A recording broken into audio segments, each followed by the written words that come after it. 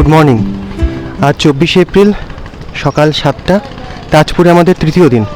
Hotel blue waves থেকে বেরিয়ে পড়েছি। আজকে হেঁটে যাব বিশ্ব বাংলা বিচের দিকে। কালকে যেটা টোটো করে গেছিলাম, আজকে সেটা হেঁটে যাব। তাজপুর সৈকত বিচ, ওই রাস্তাটা ধরে ডান দিকে ঘুরে যেতে হবে। এই যে এখানে টোটো অটো স্ট্যান্ড আছে, এখান থেকে আপনার টোটো অটো ধরে যেতে পারেন। এই রাস্তাটা নিতে হবে, ঠিক আছে? ডান দিকের এই যে রাস্তাটা গেছে, এই যে লেখা রয়েছে তাজপুর সি বিচ, এই রাস্তাটা ধরে সোজা হেঁটে গেলেই পৌঁছানো যাবে বিশ্ব বাংলা বিচের দিকে। এখন সকাল ওই 7টা 5টা হয়েছে। রাস্তাঘাট মোটামুটি ফাঁকাই। আজকের ওয়েদারটাও গতকালের মতনই মেঘলা হয়ে আছে, তবে একটু গুমোট ভাব। কালকে যে বেশ হাওয়া দিচ্ছিল সেটা নেই। ওই যে আকাশের অবস্থা, মেঘ জমেছে। ফোরকাস্ট তো বলছে বৃষ্টি হবে না। আচ্ছা, ওই যে ওই দিকটা হচ্ছে জলদা বিচ, আর ওই যে গাছের সারি দেখা যাচ্ছে যেগুলো কালকে দেখিয়েছিলাম।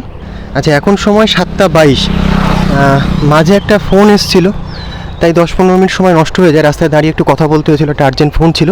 এখানে আশেপাশে প্রচুর রিসর্ট আছে। এই যে নিউ সোনার বাংলা রিসর্ট। এই যে রাস্তাটা, এখানে একটা বোর্ড লাগানো আছে। যদি আমি সোজা বেরিয়ে যাই তাহলে সেটা হচ্ছে তাজপুর সি বিচ, মানে বিশ্ব বাংলা বিচ। আর আমি এই যে বাঁদিকে যে রাস্তাটা গেছে, এই রাস্তাটা যদি নিই তাহলে এটা হচ্ছে মন্দারমণি গেছে। এখন আমি পার করছি এই যে মল্লিকা রিসর্ট, ঠিক আছে? এইটা হচ্ছে মল্লিকা রিসর্ট। এই মল্লিকা রিসর্ট আমি পার করছি, মানে আমি এখন এই জায়গাটায় রয়েছি, ঠিক আছে?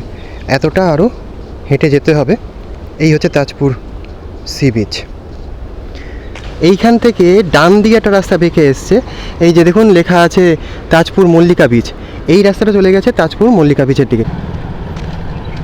এই যে রাস্তাটা, মল্লিকা বিচে যাওয়ার রাস্তাটা, এটা কিন্তু ইট আর বালি দিয়ে তৈরি, ফলে বৃষ্টি হলে সমস্যা হতে পারে। আর এই দুই সাইডে এরকমভাবে রয়েছে ঝাউ গাছ, ঠিক আছে? একবার পিছন দিকটাও দেখিয়ে দিই। এই যে প্রচুর নোংরা করে রেখেছে, প্লাস্টিক ফেলে। ডাস্টবিন দেওয়া আছে, কিন্তু তা সত্ত্বেও চতুর্দিকে নোংরা করে রেখেছে।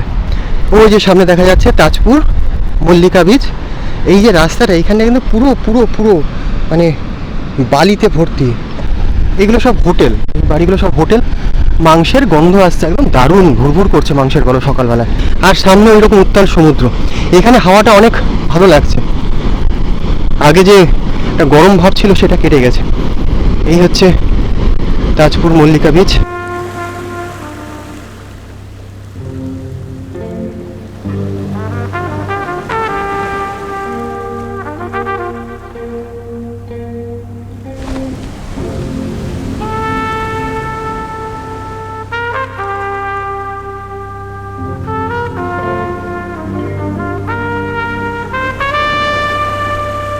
ওই যে ওইখান থেকে শুরু করে এরকম প্রচুর হোটেল এখানে রয়েছে।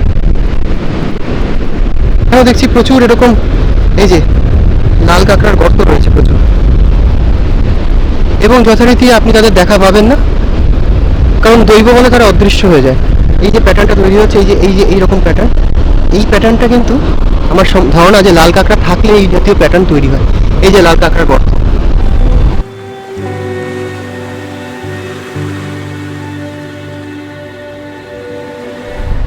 তাজপুর মল্লিকা বিচ থেকে বেরিয়ে আবার এই রাস্তাটা ধরে সোজা গিয়ে মেন রোডে উঠে এবার হাঁটা দেবো বিশ্ব বাংলা বিচের দিকে। এটা আহার গেস্ট হাউস, ফাঁকাই মনে হচ্ছে। মল্লিকা বিচ থেকে বের হয়ে হেঁটে চলেছি। এখন বাজে 7টা 56। আর এই হচ্ছে সাগর কিনারে হোটেল অ্যান্ড রিসর্ট। আর গুগল বলছে এখান থেকে হেঁটে পৌঁছতে আরও প্রায় 14 মিনিট মতন লাগবে। এখানে আবার বাইরে বড় করে বিজ্ঞাপন দিয়েছে রুম খালি। সাগর কিনারে রিসর্টের পর থেকে রাস্তাটা কিন্তু একটু খারাপ।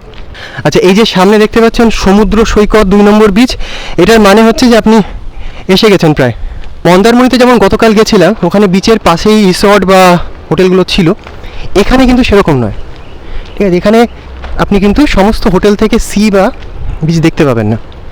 ওই যে দেখা যাচ্ছে সামনে, ওইটা বিশ্ব বাংলা বিচ। মোহনা বিচ রিসর্ট, এটা নতুন তৈরি হয়েছে। সামনে দেখা যাচ্ছে পণ্ডিত হোটেল অ্যান্ড রেস্টুরেন্ট, এখানে রান্না করে খাবার সুব্যবস্থা আছে। এটাই হচ্ছে বিশ্ব বাংলার এখানে শেষ হোটেল। বিশ্ব বাংলা সমুদ্র সৈকতে ওই যে সামনে সমুদ্র দেখা যাচ্ছে। সব জায়গার মতন এখানে প্রচুর খাবার জায়গা রয়েছে। এই বিচটাকে সুন্দর করে সাজানো হয়েছে,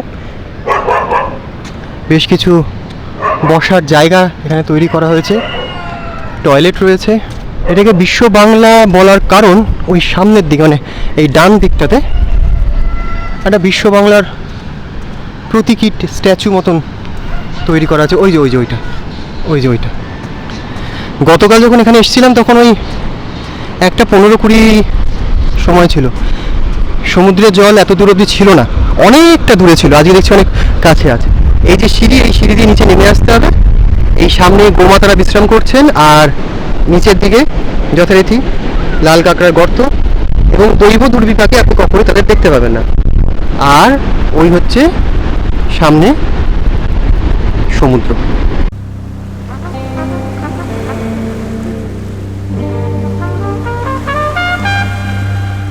ওই যে দূরে যে ব্রিজটা দেখা যাচ্ছে ওইটা হচ্ছে জলদা ব্রিজ। ওইটা ধরেই কালকে আমরা মন্দারমণি গেছিলাম। আমার কিন্তু এর থেকে ওই মল্লিকা বীচটা অনেক বেশি ভালো লেগেছে। হ্যাঁ, এখানে আপনি এরকম বসার জায়গাগুলো পাবেন একটু সুন্দর করে সাজানো গোছানো, ঠিক আছে, কিন্তু মল্লিকা বীচটা কিন্তু আমার এর থেকে অনেক বেশি ভালো লেগেছে। বিশ্ব বাংলা বীচ দেখা হয়ে গেল, এবার ফেরত যাচ্ছি। আচ্ছা, ওই যে দূরে লাইট হাউসটা দেখা যাচ্ছে ওইটা কিন্তু বিশ্ব বাংলা বীচের খুব কাছে, তাই লোকাল লোকেরা এই বিশ্ব বাংলা বীচটাকে কিন্তু লাইট হাউস বীচও বলে থাকেন। এই কিছুক্ষণ আগে ক্রস করলাম মল্লিকা বীচ 8:38-এ। আপনাদের এক্স্যাক্টলি বলে দেবো যে জলদা বীচ থেকে এইখানে হেঁটে আসতে কতক্ষণ সময় লাগে। 8:48 এই জলদা টোটো স্ট্যান্ডে এসে পৌঁছালাম। আর ওই সামনের দিকে রয়েছে জলদা বীচ, মানে কম বেশি হেঁটে আপনাদের ওই 10 থেকে 15 মিনিট লাগবে এই টোটো স্ট্যান্ড থেকে কিংবা জলদা বীচ থেকে মল্লিকা বীচে যেতে।